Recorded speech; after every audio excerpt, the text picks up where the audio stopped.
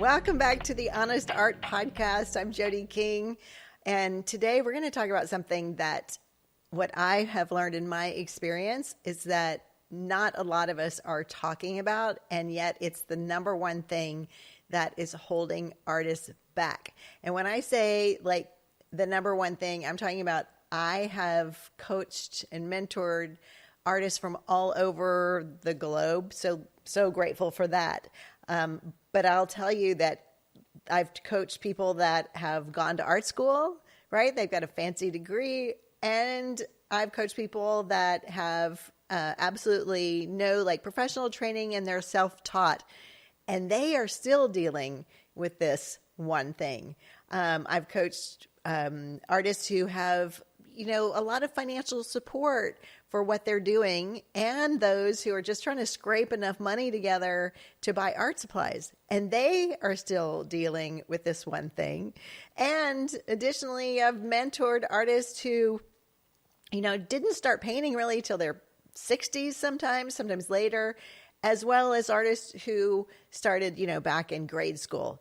And they are still dealing with this one thing. So I'm excited that we're going to talk about this. I have found that this one thing has been so paralyzing to so many artists, and they don't even know what it is, because to do the self-reflection, to wonder like, why am I not moving forward? Why am I not getting ahead? The amount of self-reflection to do that is like, I'm too busy, right? I got to grocery shop. I got to pay bills. I got to cook for the family. I got to go to work. I got whatever it might be. And so to take the time to do this doesn't always happen, but we've got to do it because it is so paralyzing. Okay. So we're going to talk about what that is in this week's episode. And we're going to talk about why it happens. And we're talking about how we can break free from it. Okay. Are you ready? Let's get messy.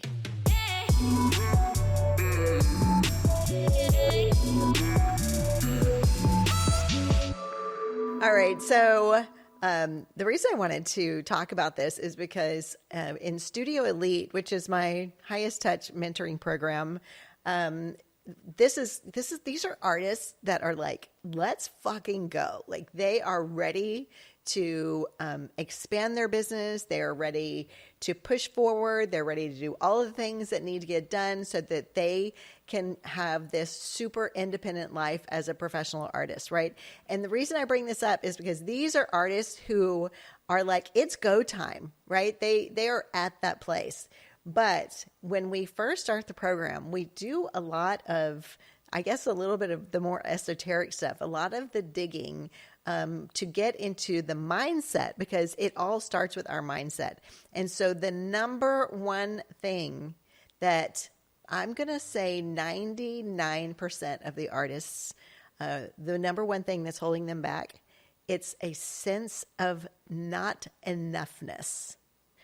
And that can play out in all kinds of ways. There's a lot of talk about imposter syndrome, but what even is imposter syndrome? Basically, imposter syndrome is when we are at a place in our lives and we don't actually believe we deserve to be there, right? It's like,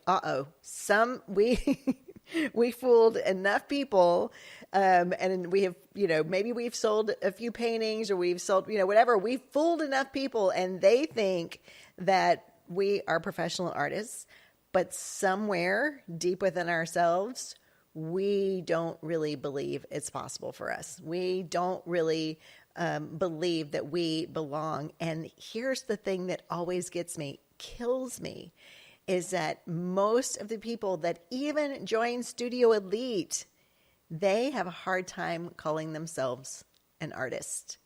So I hope that's encouraging for you, because even if you are just starting to paint, or maybe you've been painting a few years and you're like, no, I've only been doing this a little while, I can't really call myself an artist. So if you are having a hard time calling yourself an artist, and the members of Studio Elite are having a hard time calling themselves an artist, just know we are all in the same boat, right? Let's talk about why we have got to get past this, okay? The reason why we have to get past it, the reason why we have to just get comfortable with having the understanding that this is an issue, like it's like if you shine a light in the shadows, right? If you shine a light in the darkness, then you illuminate it and then you can do something about it. And then when we have this understanding, we're like, oh my gosh, of course I'm a fucking artist. Of course I am. Then what happens is it changes everything. It changes everything because a feeling of worthiness is an absolute magnet. Okay. So it changes the way we show up everywhere. Number one, it changes in that we will agree to start that email list because we have an understanding that people do want to hear about what we're up to. They do want to know what's going on in our studio because now we have the confidence to be like, you know what? Jody King says I'm a motherfucking artist. So at least one person believes it. So maybe if somebody can believe that about me, I can start believing it about myself. Now, when we have that feeling of, okay, I'm going to go ahead and push through this fear of not enoughness. I'm going to send that email. I'm going to post that post on social media. I'm going to show my face on social media. I'm just going to show up. So what happens is those moments where we break through that fear and we keep moving forward, that's actually how we're going to build our confidence to keep going. That's how we're going to build it to know that, oh, I'm just having a moment. I'm still an artist. I'm still really, really good at what I do. I'm just having a moment. What are some tools that we can use to break free of some of this thinking? The first thing we need to do is we need to do some soul searching, okay? And I love this question. I'm going to ask you the question because I have had to ask myself this same question. I'm going to ask you this question, and I'm going to take a beat. So if it's a little quiet on here, we're just taking a beat because I want you to think about the answer to this question, okay? And the question is, about how old were you when you stopped being who you are and became who you thought they wanted you to be?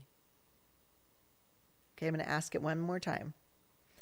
How old were you when you stopped being who you are and became who you thought they wanted you to be?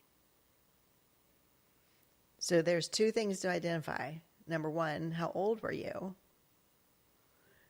And number two, who are they?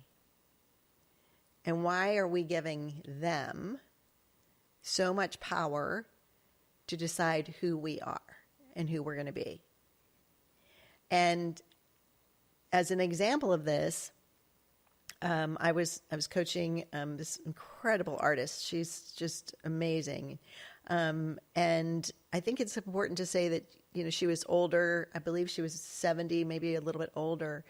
But something has been holding her back, like her entire artistic career. And we couldn't quite figure it out. And what we realized through doing some of this soul searching, how old were you and who was that? And it was, of course, family, right? It's usually family. It's usually the people that we want the most affirmation from. Like we want to fit in. We want to belong. So we're going to contort ourselves or change ourselves or make ourselves smaller because we want to fit in, right? So for her, what she was told is that children are to be seen but not heard. You don't make too much of yourself. You don't insert yourself. You make yourself smaller. And so now when I'm like, let's reach out. Your work is gallery worthy. Let's reach out to this, consultant. Let's reach out through email. Let's start putting yourself out there on social media. Well, you can see that felt like an impossible impossible hurdle for her, because her ingrained belief was, you don't boast. If you put yourself out there, you're bragging. You don't be too much. You don't share too much. You certainly don't share these colorful paintings, right? That is bragging. So that was the point where she's like, oh my gosh, this is the thing that has been holding me back, because I didn't think I could. It wasn't part of who I am. So when she figured out, no, actually it is who I am. That is who I'm here to be. This is who I've been striving for, to become, to unravel, to unpack, to excavate for almost 70 years. And when she was able to get to that place, it changed everything. Remember when I said, you become a magnet? It changed everything for her. Now, within that, this is the second thing as to what we can do to break out of this thinking and to really embrace who we are as artists. And one of those is understanding the enormous contribution that your art makes in the world. And you might be thinking the only thing it does is to make you feel better, to paint. Well, let's just look at that, okay? What if the only thing that it was doing for you in terms of changing the world, what if it was the only thing was that it made you feel better, right? When you took the time to create, maybe it's just in your journal, maybe it's on paper, maybe it's on canvas, it doesn't matter at all. But you know that when you take the time to create, you feel better. So imagine the impact that if everybody took a minute, instead of consuming content, instead of turning on the news or whatever that might be, if they took a minute to create something and they started feeling better about themselves, even if all it did was just calm down our our sympathetic nervous system, imagine that. Imagine we wouldn't want to stab anybody. How fun would that be? We don't want to hurt anybody. We just we're happier. We want everyone else to be happier. When I'm telling you, art has the possibility to change the world, it's not just about the art that we're putting out there for other people to appreciate. It's also what it does for us. Now, finally, this is one of the hacks that I have to do. I think a lot of you know this. I'm single. I'm running a company. I'm an artist. I'm a speaker.